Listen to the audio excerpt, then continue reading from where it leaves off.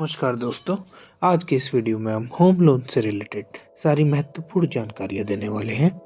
Home loan कैसे लें और होम लोन का प्रोसेस क्या होता है, क्या डॉक्यूमेंट्स की रिक्वायरमेंट होती है और होम लोन लेते हुए किन बातों का ध्यान रखा जाना चाहिए। तो अगर आप भी होम लोन लेना चाहते हैं तो इस वीडियो को अंत तक जरूर देखें ताकि कोई महत्वपूर्ण जानकारी मिस ना हो। धन्यवाद। तो दोस्तों, अब हम बात करते हैं होम लोन लेने के क्या क्या फ़ायदे हैं। अगर आप होम लोन लेते हैं तो आपको इनकम टैक्स में रिबेट मिलता है। इसमें आपको 2 लाख रुपए तक का टैक्स रिबेट इंटरेस्ट पेमेंट में मिलता है under section 24B of income tax act, और 1.5 लाख रुपए तक का प्रिंसिपल रिपेमेंट में टैक्स रिबेट मिलता है under section 80C of income tax act. इसके अलावा क्योंकि घर सबकी बेसिक नीड होती है, इसलिए होम लोन में आपको और लोन के मुकाबले जैसे पर्सनल लोन, प्रॉपर्टी लोन, इन सभी लोन के मुकाबले सबसे कम रेट ऑफ इंटरेस्ट लगता है। होम लोन लेने का सबसे बड़ा बेनिफिट है कि आप जो प्रॉपर्टी लेने वाले हैं उसकी पूरी तरह से जांच पड़ताल यानी कि ड्यू डिलिजेंस हो जाती है। इससे आप फ्रॉड होने से बच सकते हैं। बैंक के लॉयर्स की टीम पूरी तरह से प्रॉपर्टी पेपर्स चेक करती है और लास्ट 13 साल या 30 साल का रिकॉर्ड चेक करती है।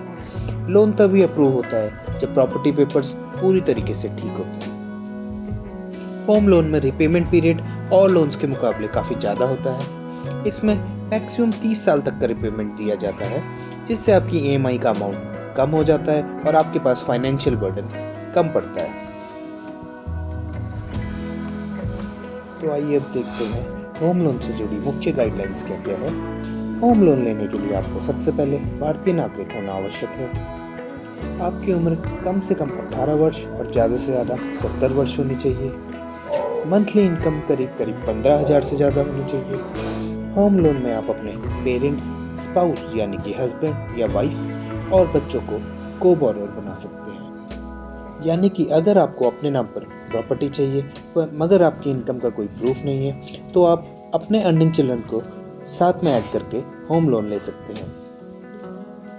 अब हम बात करते हैं किस किस पर्पस के लिए होम लोन दिया जाता है। आपको घर बनाने के लिए प्लॉट खरीदना है, उसके लिए आपको होम लोन दिया जाता है। बिल्ट हाउस यानी बना बनाया घर खरीदने के लिए भी होम लोन मिलता है। अगर आपके नाम पर ऑलरेडी वेकेंट प्लॉट है और आपको उसमें कंस्ट्रक्शन करनी है तो उसके लिए भी बैंक आपको होम लोन देता है। इसके अलावा अगर आपका होम लोन किसी अन्य बैंक में चल रहा है और वहाँ आपको रेट ऑफ इंटरेस्ट ज़्यादा लग रहा है या आप उस बैंक की सर्विसेज से सेटिस्फाइड नहीं हैं तो आप अपना हाउसिंग लोन किसी अन्य बैंक में भी टेक ओवर करवा सकते हैं। इसके अलावा बैंक आपको अपने घर की मरम्मत यानी रिपेयर रिनोवेशन करवाने के लिए भी होम लोन देता है। अब हम बात करते हैं होम लोन लेने के लिए क्या क्या डॉक्यूमेंट्स रिक्वायर्ड होते हैं। सबसे पहले बैंक आपके KYC डॉक्यूमेंट मांगता है। KYC का मतलब होता है नो योर कस्टमर्स, यानी कि सिंपल भाषा में बोले तो आपको अपने प्रूफ ऑफ आइडेंटिटी जैसे पैन कार्ड और आधार कार्ड और प्रूफ ऑफ रेजिडेंस यानी आधार कार्ड, वोटर कार्ड इत्यादि बैंक को देने होते हैं। इसके बाद हम देखते हैं कि इनकम के लिए क्या क्या डॉक्यूमेंट चाहिए। तो सबसे पहले अगर आप सैलरी क्लास को बिलोंग करते हैं तो आपको अपनी लास्ट 6 मंथ्स की सैलरी स्लिप, लास्ट 1 ईयर की salary account statement, last 2 years के ITR अथवा फॉर्म 16 बैंक को देना होता है। इसके अलावा बैंक आपके एम्प्लॉय ID कार्ड और ज्वाइनिंग टाइम पे जो आपको अपने एम्प्लॉयर से ऑफर लेटर मिलता है वो भी मांग सकते हैं। अगर आप नॉन सैलरीड क्लास से बिलोंग करते हैं तो होम लोन लेने के लिए आपको 2 साल का ITR, 2 साल की बैलेंस शीट और profit and loss statement, last 1 year की अकाउंट स्टेटमेंट जिसमें आपके बिजनेस से रिलेटेड ट्रांजैक्शन होते हैं, ये डॉक्यूमेंट चाहिए। और अगर आप अपनी ITR में बिजनेस के अलावा कोई और भी इनकम शो करते हैं जैसे आपकी रेंटल इनकम आती है तो उससे रिलेटेड प्रूफ आपको बैंक को देने होंगे, जैसे रेंट एग्रीमेंट और अकाउंट स्टेटमेंट जिसमें आपका रेंट आता है। तो बात कर लेते हैं प्रॉपर्टी डॉक्यूमेंट्स की। तो अगर आप बिल्ट हाउस या प्लॉट खरीदना चाहते हैं तो आपको एग्रीमेंट टू सेल, जिसे हिंदी में बयाना भी बोलते हैं, उसकी कॉपी बैंक में देनी होती है। इसके अलावा आपको सेलर की टाइटल डीड की कॉपी और रेवेन्यू रिकॉर्ड्स यानी खतौनी की कॉपी जिसमें सेलर का नाम चढ़ा होता है, यह डॉक्यूमेंट भी बैंक को प्रोवाइड करने होते हैं।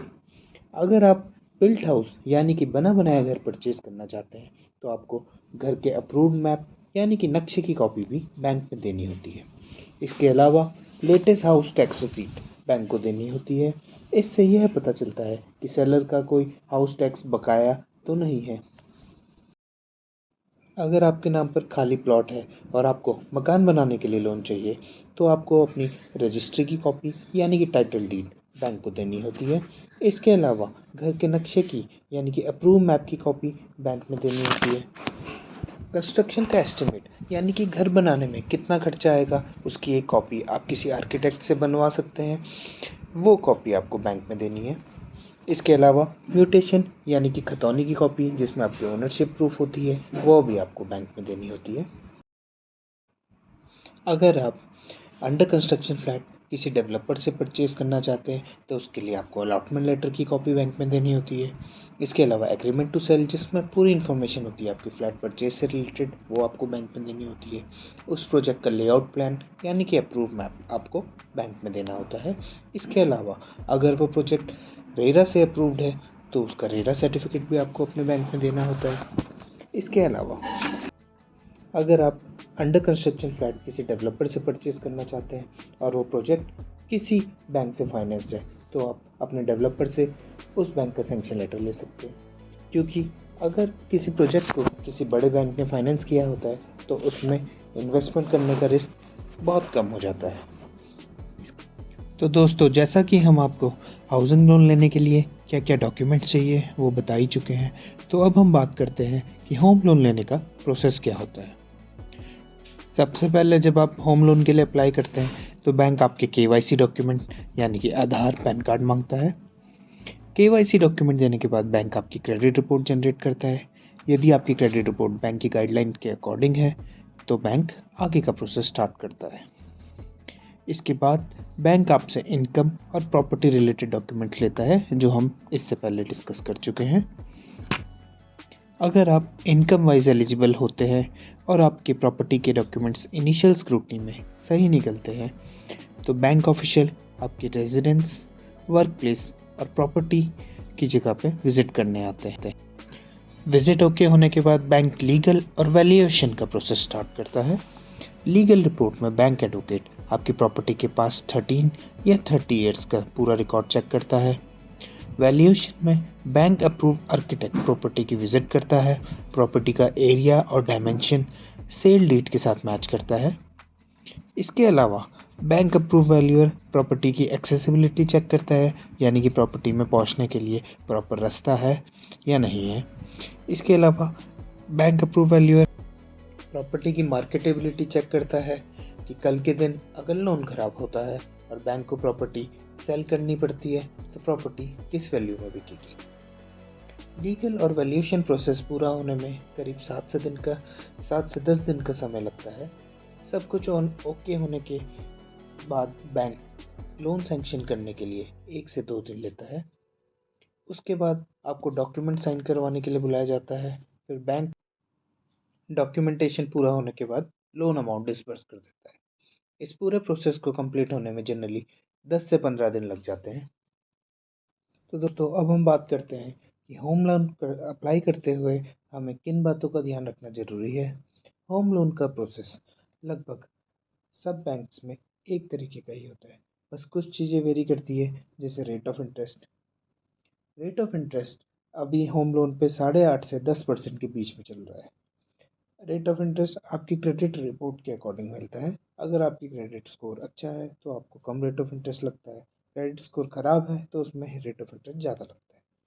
रेट ऑफ इंटरेस्ट के लिए आप ऑनलाइन चेक कर सकते हैं कौन सा बैंक क्या रेट ऑफ इंटरेस्ट ऑफर कर रहा है, या फिर आप मैनुअली 2-3 बैंक में जाके विजिट कर सकते हैं, जिससे आपको रेट ऑफ इंटरेस्ट का आइडिया लग जाएगा। अब बात करते हैं प्रोसेसिंग फ़ीस की। Generally banks home loan process करने के लिए 10 से 20 हज़ार रुपये का चार्जेस लेता है, लेकिन कई बार बैंक्स में ऑफ़र चल रहे होते हैं जिसमें प्रोसेसिंग फ़ीस बिल्कुल वेव होती है, या फिर फीमेल एम्प्लॉय या फिर गवर्नमेंट एम्प्लॉय के लिए through out the year processing fees wave रहती है। तो इसके लिए भी आपको ऑनलाइन सारे बैंक्स की साइट में जाके चेक कर सकते हैं, या फिर आप मैनुअली बैंक्स जाके विज़िट भी कर सकते हैं। इससे आप अपने 10 से 20 हज़ार रुपये बचा सकते हैं। इसके बाद हम बात करते हैं मार्जिन की। पहले मैं आपको मार्जिन क्या होता है ये समझा देता हूँ। जैसे आपको घर बनाने में 10 लाख रुपए की रिक्वायरमेंट है, तो बैंक आपको पूरा 10 लाख रुपए फाइनेंस नहीं करता। बैंक प्रोजेक्ट कॉस्ट का 80 से 90% फाइनेंस करता है, यानी कि 10 लाख रुपए में बैंक आपको 8 से 9 लाख रुपए फाइनेंस करेगा। बाकी अमाउंट मार्जिन के तौर पे आपको खुद लगाना होता है। तो अगर आपको होम लोन के लिए मैक्सिमम अमाउंट चाहिए, तो आप अलग-अलग बैंक की मार्जिन रिक्वायरमेंट्स चेक कर सकते हैं और जिस बैंक में सबसे कम मार्जिन है, वहाँ आप होम लोन के लिए अप्लाई कर सकते हैं। तो दोस्तों, इस वीडियो को अंत तक देखने के लिए धन्यवाद। इस वीडियो में हमने आपको होम लोन से रिलेटेड संपूर्ण जानकारी दी। आशा करते हैं ये वीडियो आपको पसंद आया होगा। यदि आपकी कोई क्वेरी है, तो आप कमेंट बॉक्स में हमसे पूछ सकते हैं। धन्यवाद वीडियो देखने के लिए। कृपया लाइक, शेयर और सब्सक्राइब करना ना भूलें। Thank you.